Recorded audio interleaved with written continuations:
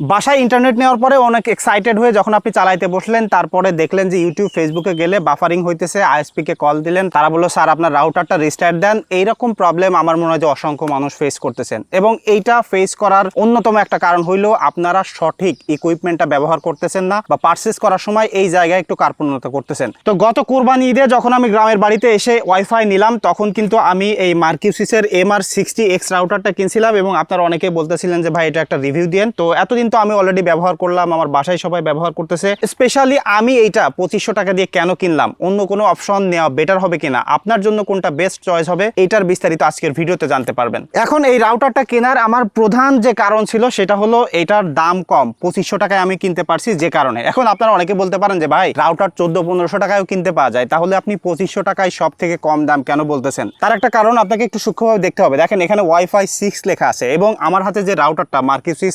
MR60X, এটা হলো বাংলাদেশের সব থেকে কম দামের ওয়াইফাই 6 রাউটার। এখানেই আপনাদেরকে প্রথমে যেটা বলতেছিলাম যে আপনি যখন ইন্টারনেট নিবেন তখন কেন ডিলে হয়, কেন স্লো হয়, কেন রাউটার বন্ধ করতে হয়, তার কারণ হলো আপনি যে রাউটারটা কিনতেছেন সেটা হয়তো বা কোনোটা ওয়াইফাই 5, ওয়াইফাই 4 রয়েছে। এখন ওয়াইফাই 6 টেকনোলজিটা বর্তমান সময়ে আমাদের বাসায় যারা ইন্টারনেট দিচ্ছে তাদের জন্য খুবই গুরুত্বপূর্ণ এই জিনিসটা। তার কারণ কি, একটা সিম্পল জিনিস আমি উদাহরণ দিই। আমার বাসায় যে আমি ইন্টারনেট নিয়েছি, এখানে তেমন ইন্টারনেট চালায় না কেউ, তারপরেও এখানে মিনিমাম 8-10টা মোবাইল একসাথে কানেক্ট করা থাকে, কারণ আশেপাশে সবাই ইউজ করে, বাসায় অনেক মোবাইল অলরেডি রয়েছে। এবং আমি শিওর যে প্রত্যেকটা বাসায় এখন যারা ইন্টারনেট কানেকশন নিচ্ছে তাদের কমপক্ষে 10-15টা ডিভাইস থাকুক, হোক সেটা ল্যাপটপ, হোক সেটা ডেস্কটপ কম্পিউটার অথবা স্মার্টফোন। এখন এই ওয়াইফাই 6টা থাকার কারণে যেটা হবে কি, ডেটা ট্রান্সফার করার ক্যাপাবিলিটি অনেক বেশি, এবং একসাথে মাল্টিপল ডিভাইসে ওয়াইফাই 6 ডেটা ট্রান্সফার করতে পারে, যে কারণে যখন আপনি বাসায় ইন্টারনেট ব্যবহার করবেন, অনেক যখন ট্রাফিকও থাকবে, তখনও কিন্তু স্মুথ কানেকশন আপনি এটার মাধ্যমে পেয়ে যাবেন। আর যখন আপনি ওয়াইফাই 5 অথবা 4 ব্যবহার করতেছেন, সেটা যত ভালোই রাউটার হোক না কেন, ওখানে কিন্তু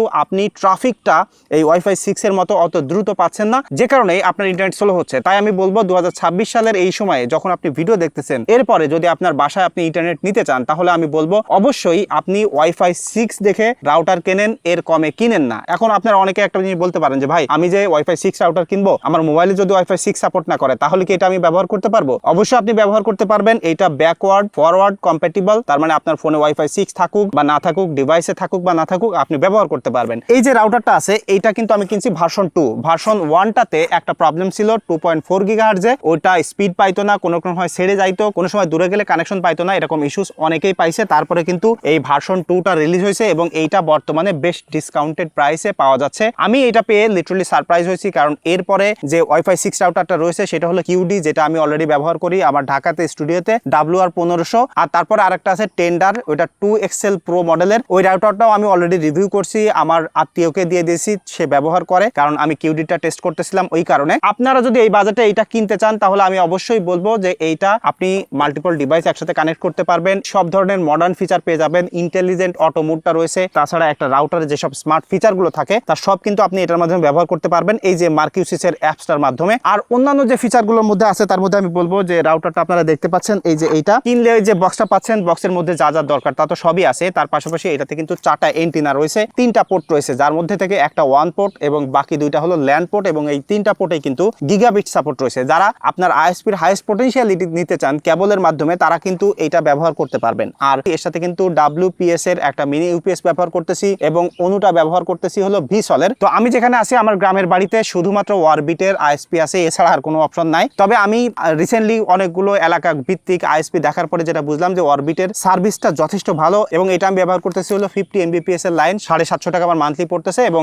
BDIX এর স্পিড হলো 80 Mbps তারা বলতেছে। কিছু কিছু সময় বেশি আসে, কিছু কিছু সময় কম আসে, এবং এখানে WPS এর যে ইউপিএসটা ব্যবহার করতেছি সেটা থেকে 4 থেকে 4.5 ঘন্টা করে ব্যাকআপ পাচ্ছি। বাট গ্রামে হয়েছে কি ভাই, প্রচুর পরিমাণে লোডশেডিং যায়, এবং আমি তো গত 10-15 দিন ধরে গ্রামে রয়েছি, দেখতেছি লোডশেডিং প্রচুর যাচ্ছে। তবে আমি কোনো সময় এমন ফেস করিনি যে আমার ইউপিএস এর লাইন চলে গেছে, মানে ওই WGPর ইউপিএসটা দিয়েই আমার জন্য মোর দ্যান ইনাফ হয়ে যাচ্ছে এই একটা রাউটার এবং অনুর সাথে। এই রাউটারটা ব্যবহার করতে যে জাস্ট একটা জায়গায় আমার কাছে মনে হয়েছে একটু দুর্বলতা আছে। আমার চাচতো ভাই ওর TP লিঙ্কের C54 রাউটারটা ব্যবহার করে, আমার বাসা থেকে খানিকটা দূরে ওর বাসা। ওর রাউটারটা অনেক দূর থেকে 2.4 গিগাহার্টজে কানেক্ট হয়, মানে ওরটার রেঞ্জ অনেক বেশি, আমারটার রেঞ্জ ওর থেকে তুলনামূলকভাবে একটু কম। রেঞ্জের জায়গায় একটু কম্প্রোমাইজ এই রাউটারটাতে আমি পাচ্ছি। তবে আমি অবশ্যই বলবো যে আমার মনে হয় না যে রিয়েল লাইফে ওই রকম রেঞ্জের থেকে স্পিড বা কনভিনিয়েন্টটা বেশি ম্যাটার করবে না, যে কারণে আমি বলবো যদি এই মুহূর্তে কেউ রাউটার কিনতে চান, এইটা কেনেন আর যেটাই কেনেন না কেন ওয়াইফাই 6 স্ট্যান্ডার্ডের নিচে কিনেন না।